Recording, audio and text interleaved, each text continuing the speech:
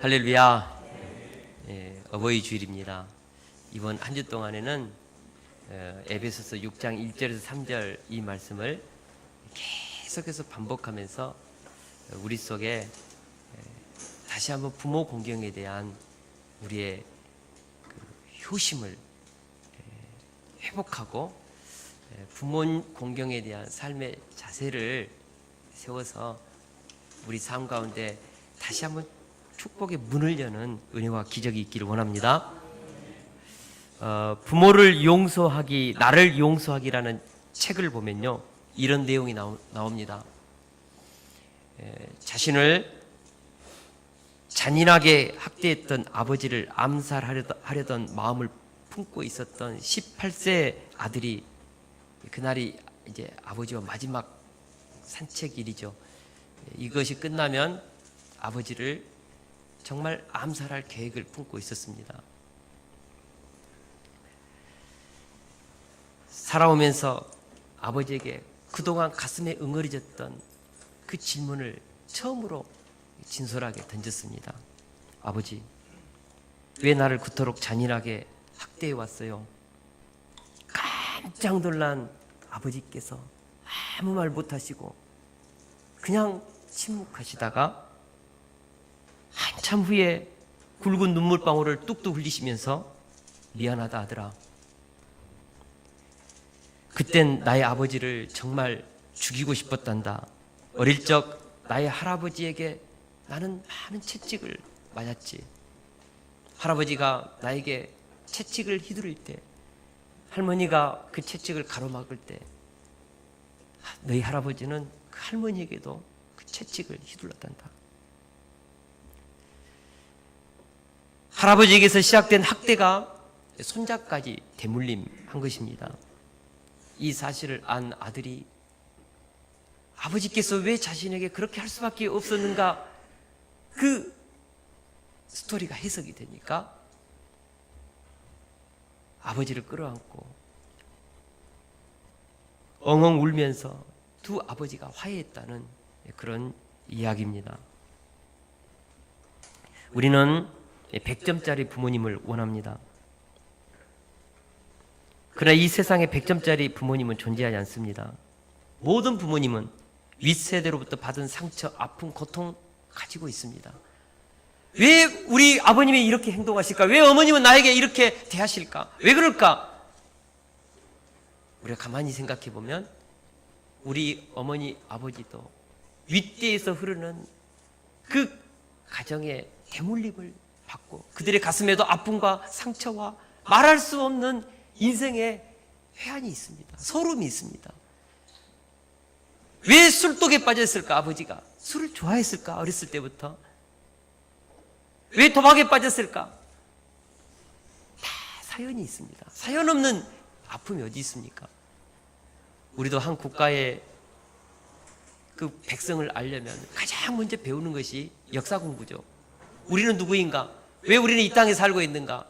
역사를 배웁니다. 왜 역사를 배웁니까? 이해하기 위해서요. 내 삶을 이해하기 위해서. 우리는 내 삶을 이해하기 위해서 최소한 아버지, 우리 할아버지 때까지 우리 가정에 흐르는 가문의 역사를 알 필요가 있습니다. 자녀들에게 가르쳐야 합니다. 그래야만 우리 가정에 흐르는 문화, 이 속에서 왜 그렇게 할 수밖에 없었는지 우리는 부모님을 이해할 수 있는 것이죠. 국가의 역사만 있는 것이 아니라 내 인생의 역사도 있습니다. 우리는 그 역사 속에서 형성되어 온 인격을 가지고 있고 언어를 가지고 있고 감정을 가지고 있습니다. 그런데 우리는 이것을 다 무시하고 상처받았습니다. 왜 그렇게 했어요?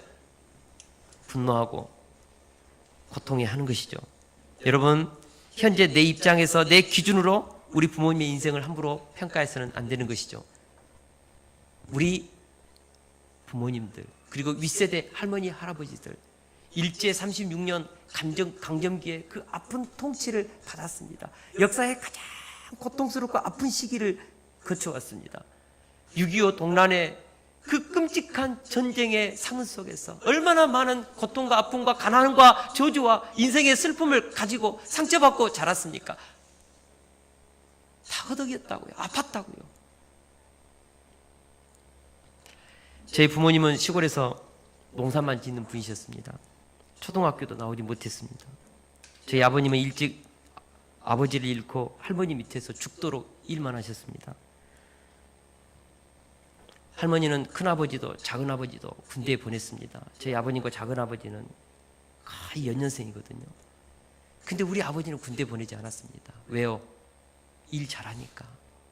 어머니가 시키는 대로 그냥 소처럼 열심히 일하고 아무 불평 원망 안 하니까 그때 우리 할머니 집이 거의 그 동네에서 거의 10,000평에 가까운 땅을 가지고 계셨거든요. 아버님을 죽도록 일만 시킨 거예요. 아버님은 그래서 군대 가지 못했습니다. 어머님이 결혼해서 저를 낳았습니다. 어느 날 헌병이 와가지고 제 아버님을 잡아갔습니다. 군대 갔다 온 줄 알았는데 어떻게 이 아들을 데리고 살라고, 그래서 동네에 있는 선생님 찾아가지고 돈 빌려가지고 빼내서 아버님을 다시 군대에서 빼내가지고 그래서 열심히 일해서 빚 갚고 했다는 이야기를 들었습니다.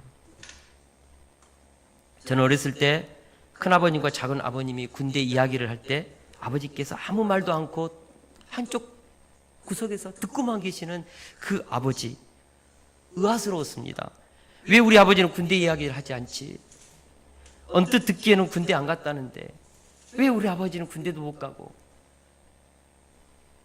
저렇게 그냥 일만 하시고 너무 무식해 보이고, 저는 그렇게 생각했습니다. 저는 그런 아버지가 싫었습니다. 그런데 나중에 커서 알았습니다. 아버님은 군대를 안 간 것이 아니라 못 갔습니다. 작년에 다니엘이를 군대 보낼 때 할머니가 바울이를 군대 보내고 또 둘째 손자를 보내니까 가슴이 아파서 어떻게 군대 보내냐고, 이 고생 또 어떻게 시켜야 되냐고 막 그러니까는 옆에서 아버님이 한마디 툭 던졌습니다. 군대 그까짓 게 뭐가 그리 힘들다고 그래? 저는 그 말이 조금은 서운하게 들리고 마음속으로 아버님은 군대 가보셨나?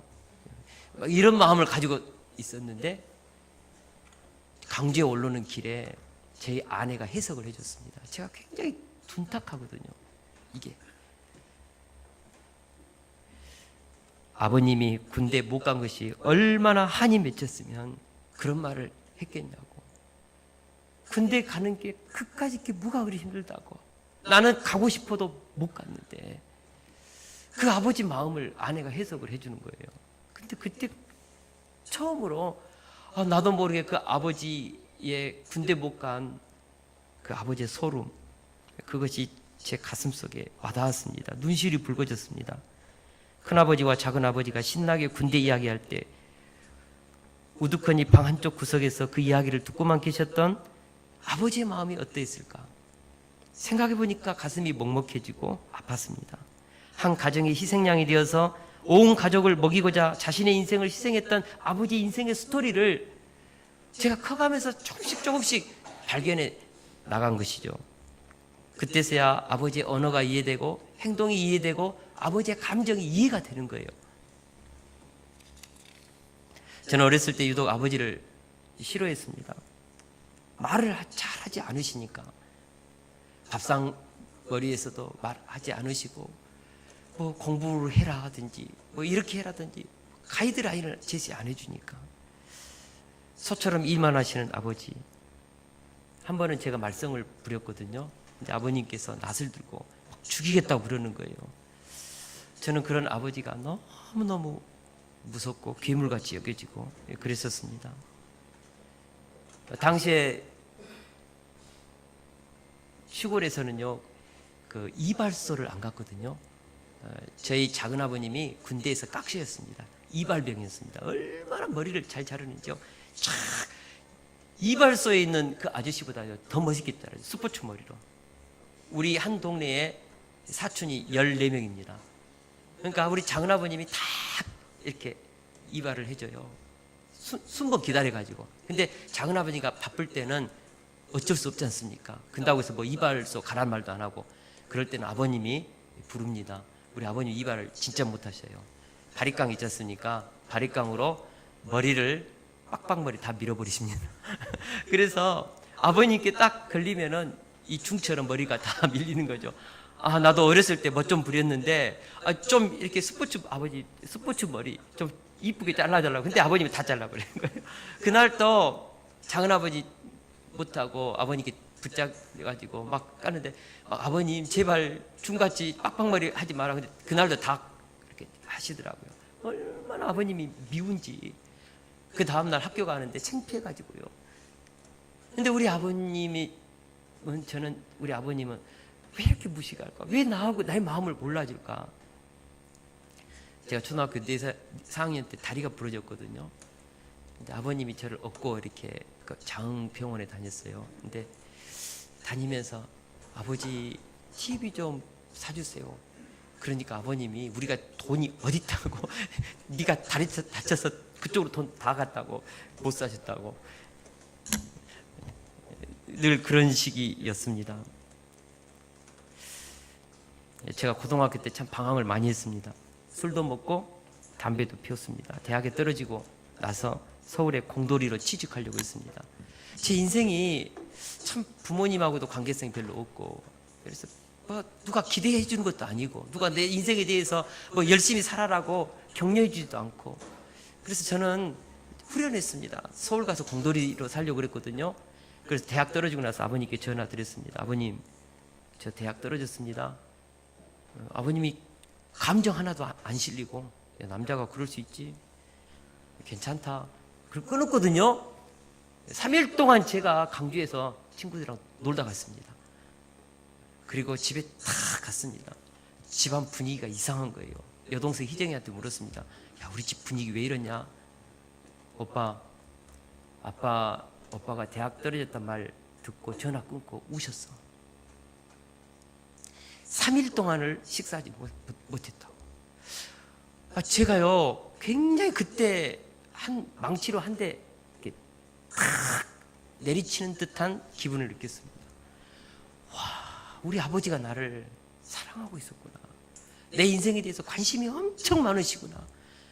감정은 표현하지 않았지만 진짜 나를 사랑하고 있었구나. 이걸 제가 느끼고 강진 고모 그 터미널 앞에서 강진 고모가 슈퍼마켓인데, 그때 강진 가가지고 한 달 동안 제가 도피 생활했거든요. 그리고 부모님을 위해서 공부해야겠다 결단하고 재수하고 대학 들어갔었습니다. 저는 예수님을 만나고 나서야 저희 아버님의 인생을 해석하기 시작했습니다. 그 이전에는 아버님이 내 기준으로는 너무 시대에 뒤떨어진 분으로만 생각했지요. 바울이와 다니엘을 낳고 키울 때 어느 날 시골에 갔는데 아버님이 자식은 가슴으로 사랑하면서 키워야 한다고 그때 저한테 그런 소리를 해주셨습니다. 그 이전에 저한테 뭐 별로 말도 안 해줘요. 대학 어디 가라, 공부를 해라, 뭐 이런 말. 자식은 가슴으로 키워야 된다고, 너무 입으로 하지 말고 가슴으로 키우라고 그러더라고요. 그래서 그때 아버지가 나를 가슴으로 키우셨구나, 진짜 사랑하면서 키우셨구나. 근데 그걸 느꼈습니다. 제가 UBF라는 대학생 성경교 선교단체에서 천평 선교부지센터 할 때 1990년에 500만 원 제가 그 약정 헌금을 했거든요. 근데 제가 200만 원은 그때 어쩌든지 했어요. 300만 원 못 채우겠어요. 그때 하나님께 기도했습니다. 하나님, 우리 부모님 몫으로, 그때 부모님 교회 안 다녔는데 부모님 몫으로 헌금 좀 하게 해주세요. 그리고 제가 아버님께 전화했거든요. 아버지, 묻지도 마시고 소 한 마리 팔아서 보내주세요. 근데요, 저희 아버님이 진짜 묻지도 않고 소 한 마리 팔아서 그대로 보내주셨거든요. 제가 그래서 하나님께 드렸습니다. 근데 그 옆집에 있는 경숙이 아빠가, 성철아, 너가 아빠 그때 네 정말 어떤 그 사건 저지른 줄 알고 걱정하면서 보냈다고 얘기해 줬거든요. 우리 아버지가 그런 분이셨습니다. 제가 이렇게 생각해보니까 그런 분이셨습니다. 저는 아버님의 진심을 모르고 내 기준으로, 내 잣대로 평가하고 판단하고 오해하면서 오랫동안 미워했습니다. 동강교회 부교역자로 있었을 때 탤런트 최선자 권사님이 계십니다. 저분이십니다. TV에 보면은 막 무당 역할 많이 하시고 이분을 이제 제가 동강교회 영혼사랑 축제 때 초청을 했어요. 제가 그때 전체를 이렇게 맡아서 했기 때문에 그 축제 끝나고 나서 이분을 이제 식당에 모시고 우리 담임 목사님하고 또 장로님 몇 분하고 식사를 하는데 제 인상이 좀 괜찮잖아요. 그래가지고 옆에서 막 권사님 이렇게 하면서 너무 은혜로웠다고 하니까 권사님이 갑자기 그런 말을 해요. 목사님 내 아들 삼았으면 좋겠다 그러더라고요. 그래서 얼마나 기분이 좋은지. 근데 대답은 못했어요. 웃고 막. 근데 제 마음속으로는 뭐라고 했냐 그러면 저도 탤런트 같이 유명한 권사님이 제 부모님이었으면 너무너무 좋겠어요 라고 속으로 했는데 곧바로 굉장히 그것에 대해서 내 마음에 좀 부끄럽고 정말 좀 회개하는 마음을 가졌습니다. 근데 가만히 돌아보니까 제가 중학교 때, 고등학교 때, 초등학교 때는 어땠는지 잘 기억이 안 나는데 그때 제 마음 가운데 참 부모님에 대한 그런 내 바람이 있었더라고요. 우리 부모님은 맨 일만 하고 항상 누추한 옷 입고 있으니까 결혼식 가도 누추한 옷을 입고 가니까 저는 속으로 그랬습니다. 우리 부모님은 배우처럼 좀 세련되게 옷을 입었으면 좋겠다. 그래서 옷 잘 입는 부모님이었으면 좋겠다. 또 한 가지, 참 우리 아버님은 말도 않고 잘 소통이 안 되는데 정말 말 잘하는 부모님이었으면 좋겠다. 그리고 선생님처럼 좀 지성인이 돼가지고 나하고 좀 얘기 좀 도선도선 할 수 있는 부모님. 초등학교 다닐 때 우리 토요일 명작 극장이 있었잖아요. TV에 10시 되면. 근데 그거 보려고 하면 아버님이 이제 또 내일 아침부터 일하셔야 되니까 그거 보지 말라고 그랬거든요. 그때 나는 이 커튼 막아가지고 소리 줄여가지고 막 들으면서 그때 그렇게 우리 아버님, 우리 부모님 같이 저런 명작 영화 같이 보고 끝나고 나서 같이 토론하고 서로 얘기하고 그런 부모님이었으면 좋겠다. 그래서 우리 친구들에게 우리 엄마 아빠는 이런 분이야 라고 자랑할 수 있었으면 좋겠다. 근데 그 부모님에 대한 내 기준에서 그 부모님이 양이 차지 않으니까 이런 부모님이었다면 얼마나 행복했을까, 그런 생각을 늘 가졌던 기억이 납니다. 우리는 자라오면서 부모님을 내 기준에서 요구하면서 많이 원망하고 반항하고 때로는 미워하면서 자랐습니다. 제 아내 최선희 사모님은 고 1학년 때 어머님이 백혈병으로 돌아가셨습니다. 한참 민감할 때죠. 그 상처가 아물기도 전에 우리 장인 어르신이 새엄마를 데리고 왔습니다. 그런 아버지가 용납이 안 되는 거예요. 용서할 수 없었습니다. 어떻게 어머님이 가신 지 얼마 되지 않아서 새엄마를 데려올 수 있는가? 아버지에 대한 분노, 미움. 그래서 갑자기 그 어머님이 남겨놓은 옷을 입고 아버지 앞에 탁 나타나는 거예요. 그러면 아버님이 깜짝 놀라고 아버지한테 복수하는 거죠. 자신이 엄마의 모습을 보여주면서 아버지께 그렇게 반항한 것이죠. 어느 날 아버지께 또 그러니까 아버님이 참고 참다가 터져버렸어요. 이성을 잃고 이제 자기 반항하는 그 딸을 패기 시작했는데 맞으면서 그랬대요. 이러다 죽겠다. 근데 그 아버지에 대한 반항으로 그래, 당신 딸이 죽지 내가 죽나? 그러면서 그 아버님이 이성을 잃고 때리는 그 매를 다 맞았대요.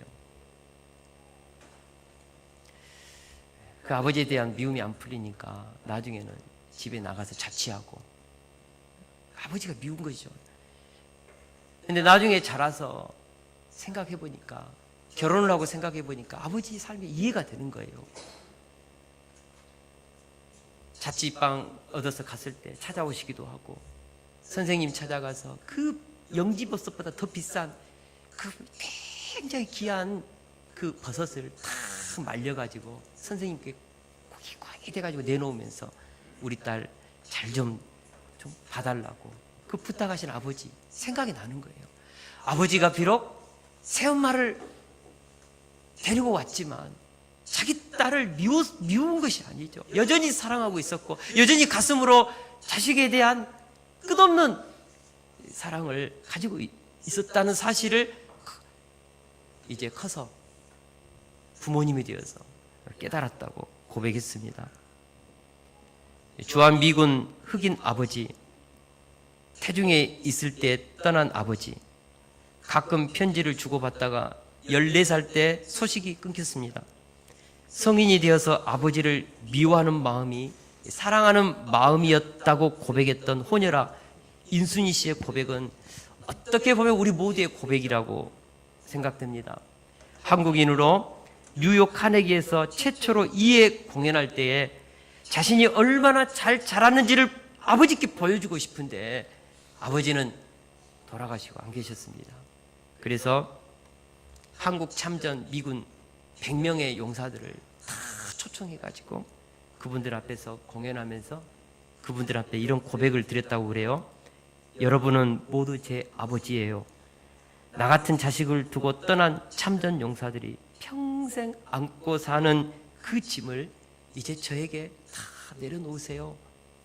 그렇게 고백하면서 그분들을 자신의 아버지로 용서하고 받아들였다는 유명한 일화가 있습니다. 인순이 씨가 자라오면서 평생 간직했던 아버지는 나에게 누구신가? 그 대답을 해놓은 노래가 있습니다. 아버지라는 노래입니다. 한 걸음도 다가설 수 없었던 내 마음은 알아주기를 얼마나 바라고 바래왔는지 눈물이 말해준다. 얼마나 많이 울었겠어요. 혼혈아로 친구들에게 놀림당하면서 이쪽도 저쪽도 못 끼면서 점점 멀어져 가버린 쓸쓸했던 뒷모습이 내 가슴이 다시 아파온다. 서로 사랑하고 서로 미워하고 누구보다 아껴주던 그대가 보고 싶다. 이제 떠나보내고 아버님을 보내고 나서 그 아버지의 존재가 커가면서 더 크게 다가온 거죠.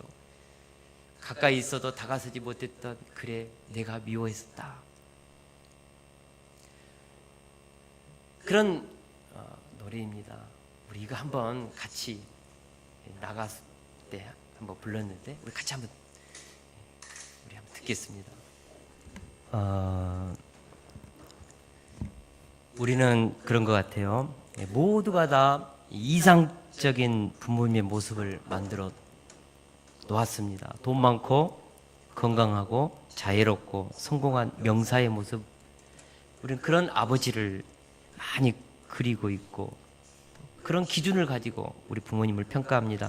있을 수도 없는 이상적인 모습을 멋대로 지어내놓고 100점에서 점수를 깎아내면서 부모님을 평가하려는 그런 자세가 우리에게 있습니다.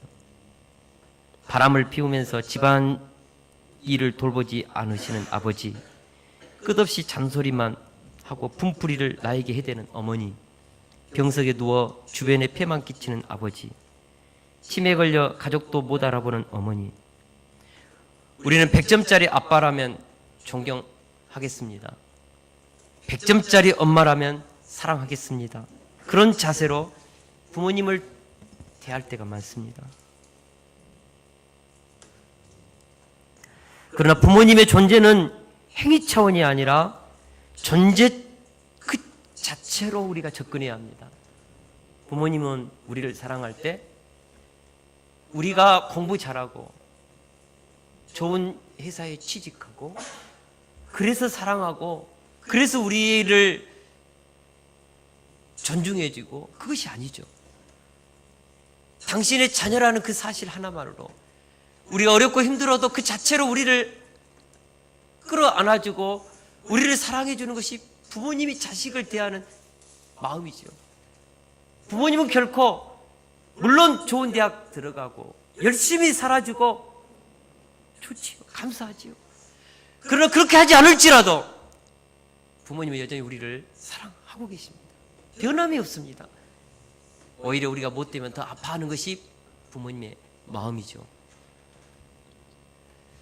우리는 동일하게 부모님을 행위 차원에서 100점짜리 아빠라면 100점짜리 엄마라면 최소한 90점짜리 이상은 돼야지 내가 존경하겠습니다. 사랑하겠습니다. 우리가 행위 차원에서 부모님을 공경하는 것이 아니라 존재 차원에서 우리는 부모님을 사랑하고 존경하고 공경해야 한다고 믿습니다. 왜 효도합니까? 부를 수 있는 아버지, 부를 수 있는 어머니가 계셔서 감사하고 고마워서 공경하고 효도하는 것입니다. 그것이 성경이 말하는 효도입니다. 저는 우리 류영님 집사님이 이 앉아서 우리 집사님들의 그 수고 속에서 이렇게 오시는데 얼마나 마음이 스스로 폐를 끼치고 있다는 그 마음을 느낄 때 가슴이 아프거든요. 근데 가만히 생각해 보면 우리 류영님 집사님이 너무너무 우리에게 효도할 수 있는 기회를 주셔서 감사해요. 저는 너무너무 감사하고, 저는 어른이 옆에 계셨다는 것이 감사하고, 있어준 것만도 고맙고, 그러지 않습니까? 이번 우리 야유회 때 두 분을 모시지 못한 것이 그걸 잊어버렸어요. 다음 우리 야유회 갈 때는 꼭 두 분 모시고 가야겠다. 모시러 가야겠다. 우리 부모님을 모시는 마음으로 가야겠다. 그 생각을 합니다. 오늘 본문 말씀 에베소서 6장 1절 말씀을 같이 한번 읽어보겠습니다. 시작. 자녀들아, 주 안에서 너희 부모에게 순종하라. 이것이 옳으니라. 아멘. 순종하라. 헬라어로 히파쿠오, 히포 아래에서, 아쿠오 듣다. 그러니까 부모님에게 순종하라. 아래에서 들으라는 뜻입니다. 부모님의 말씀을 아래에서 들으라. 모든 그리스도인들은 마땅히 부모님을 아래에서 겸손하게 자신을 낮추어 말씀을 들으라는 것이죠. 단서가 있습니다. 주 안에서입니다. 아무리 부모님을 우리가 공경한다 할지라도 교회 다니지 마라. 마음이 힘들다. 기도하지 마라. 그런다고 해서 우리가 진리를 알고 있는데 그렇게 말한다면 우리는 그것에 대해서는 우리가 사랑의 질서를 지켜야 하니까 우리는 그것에 대해서 부모님에게 말씀을 드려야죠. 이것은 내 영혼의 구원에 대한 문제라고. 그래서 부모님이 비록 하나님을 알지 못해서 하는 소리지, 진짜 하나님에 대한 참 지식, 진리에 대한 지식이 있다면 못 믿게 하겠어요? 교회 못 가게 하겠습니까? 그렇지 않지요. 몰라서 그런 거죠. 그때는 부모님을 우리가 위해서 기도하고 그 외의 모든 것에 대해서는 우리는 부모님에게 순종하고 공경하고 하나님을 대하듯 그렇게 하라는 것입니다. 이것이 옳으니라고 했습니다. 영어 성경에 This is right. 이것이 의롭다는 것이죠.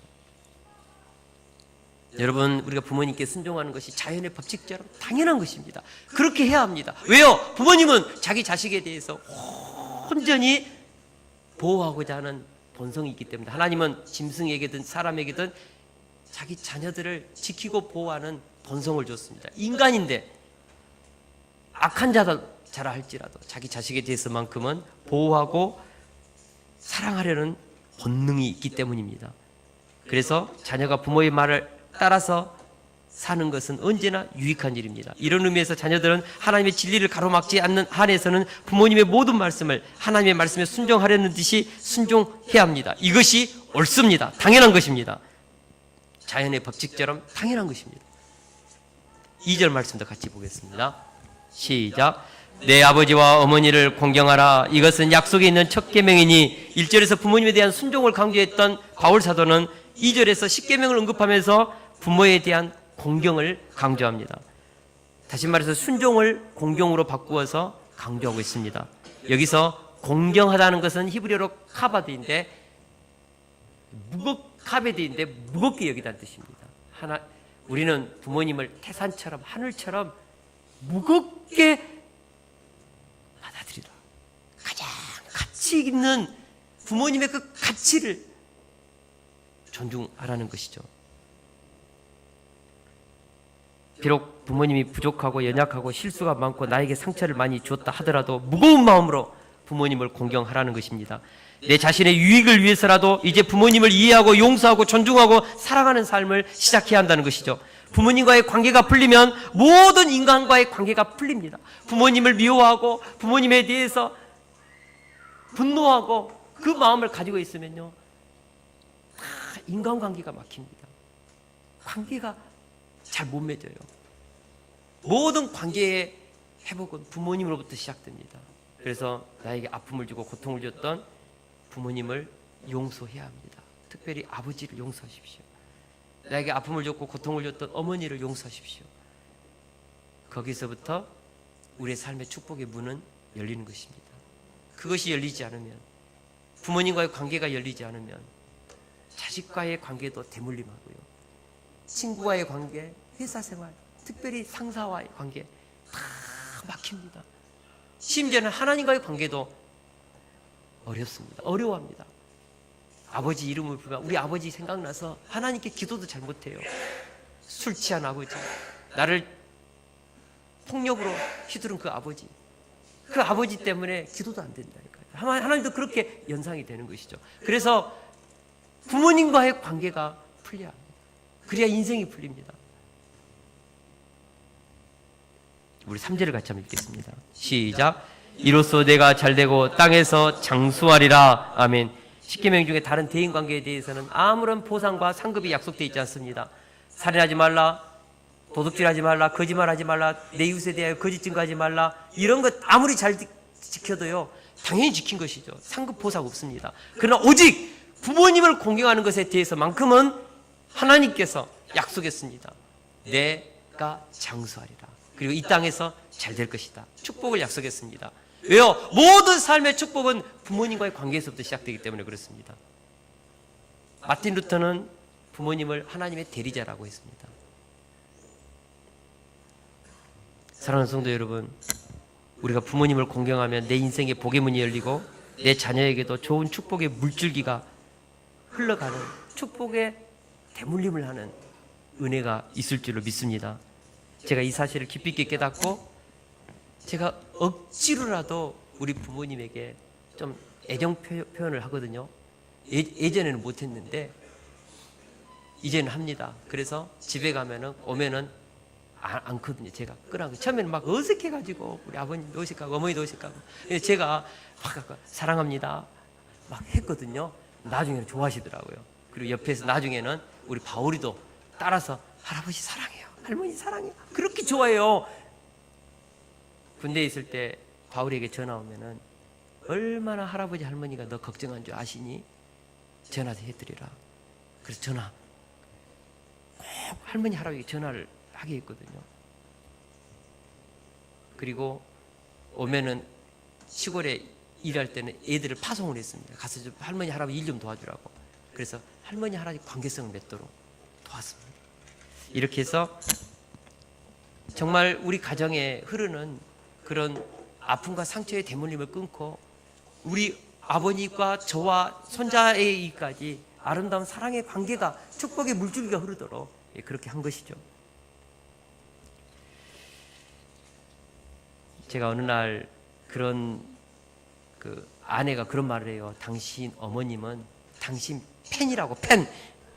그래서 그게 뭔 말이냐고 그랬더니 당신도 알잖아. 내가 어머니한테 정말 얼마나 당신 아들 단점이 많은 줄 아냐고. 꼬라지도 있고 막 진짜 이런 게 많다고 막 그러면서 막 얘기를 한대요. 그러면은 우리 어머님이 콧방귀도 안 낀다고. 항상 당신 편이라고 지지해주고 격려해주고 막. 그래서 어쩔 때는 신경질 나는데 당신 참 그런 어머니를 둔 당신은 참 부럽다고 그러더라고. 제가 우리 어머님이 저한테 그렇게 큰 팬인지 몰랐어요. 근데 그런데요, 우리 최선희 씨가, 부모님은 저만 그러겠습니까? 우리 부모님 다 우리 자녀들의 지지자고 격려자고 보호자고 변호사고, 다른 사람은 다 돌 던져도 우리 부모님은 자식 돌 못 던지죠.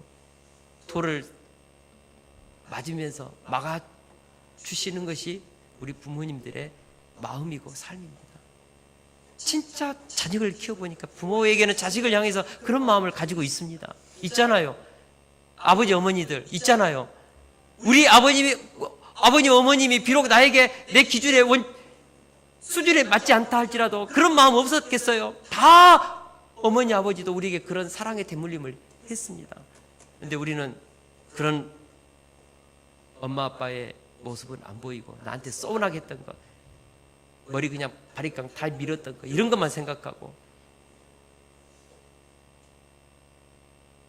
우리는 내 기준에 맞지 않는 그런 모습만 생각하고, 우리는 우리의 부모님들을 미워하고 마음속에 밀어내고 상처받았다고 그러고 그런 경우가 참 많습니다. 제가 그래서 이 말씀을 준비하면서 제 마음까지 한 가지 숙제를 좀 해야겠다는 생각을 갖습니다. 제가 우리 세습 성도님들에게 부탁드립니다. 이번 주에 다른 거 너무 많이 하지 말고 좀 다 줄이고 나의 어머니 아버지 장점 100가지 찾기 숙제입니다. 100가지 찾아야 합니다. 왜냐 그러면은 인계점이 넘어야만 우리는 부모님을 존재 자체로 가야 됩니다. 그래서 100가지 찾으신 분들은 어머니 아버지 100가지 찾으신 분들은 우리 교회에서 성경책 좋은 거 하나 선물해 드리려고 그러거든요. 그리고 다음 주 오후 예배 때 그거 나누려고 그럽니다. 어머니 아버지 장점 100가지 찾기. 이거 풀어야 합니다. 우리 머릿속에 어머니 아버지로부터 흘러왔던 좋지 못한 기억들 다 바꿔야 합니다. 우리 어머니 아버지는 존재해 준 것만으로도 나의 어머니 아버지가 되어준 것만으로도 감사할 이유가 충분합니다. 이것이 내 인생 가운데 풀려야 자녀들에게도 축복의 대물림이 시작됩니다. 그리고 언어가 바뀝니다. 어머니 아버지 할머니 할아버지 아빠가 만나는 눈빛을 보니까 막 하고 둘이 하면 할머니 할아버지 욕하고 막 예를 들어서 손자가 내 아들 딸이 더럽다고 쳐보세요. 뭐라 하겠습니까? 그대로 대물림이 됩니다. 어머니 아버지에 대한 감정을 바꿔야 합니다. 눈빛 바꿔야 합니다. 표정 바꿔야 합니다. 대하는 자세 바꿔야 합니다. 그것이 앞으로 가정에 대물림되는 축복의 물줄기이기 때문에 그렇습니다. 그래서 이번에 제가 부탁드립니다. 나의 어머니, 나의 아버지 장점 100가지 찾아서 다음 주 오후 예배 때 우리 같이 나눌 수 있기를 기도합니다. 저도 찾으려고 그러거든요. 저도 찾으면 성경책 받으려고 그래요. 저도. 그래서 우리 세속교회 가운데 정말 하나님의 은혜 안에서 부모로부터 흐르는 상처와 아픔을 끊고 장점 100가지 찾아서 하나님께 올려드리면 어버이날 최고의 효도라고 생각하고 가문의 물줄기를 바꾼다고 생각하고 그리고 그것을 써가지고 손자 손녀에게 딱 우리 할아버지 할머니 장점 100가지라고 우리는 이런 가문이라고 하나님이 창조하신 정말 보배롭고 존귀한 우리 어머니 아버지 이렇게 붙여놓는 거예요. 자랑하십시오. 그거 만드는 것입니다. 있습니다. 있어요. 찾아보세요. 있습니다. 어린 시절 찾아가서 똥 누가 치웠겠어요? 옷 누가 갈아입혔겠어요? 태중에서 나를 나올 때 얼마나 어머니 고통했겠어요? 아버지 어떻게 떨리는 마음으로 기다렸겠어요? 어머니 아버지 우리를 키우면서 얼마나 수고하고 애썼습니까? 단점 몇 가지만 보지 말고 한번 찾아보세요. 그래서 100가지 찾아서 우리 하나님께 올려드립시다. 할렐루야. 우리 찬양하고 같이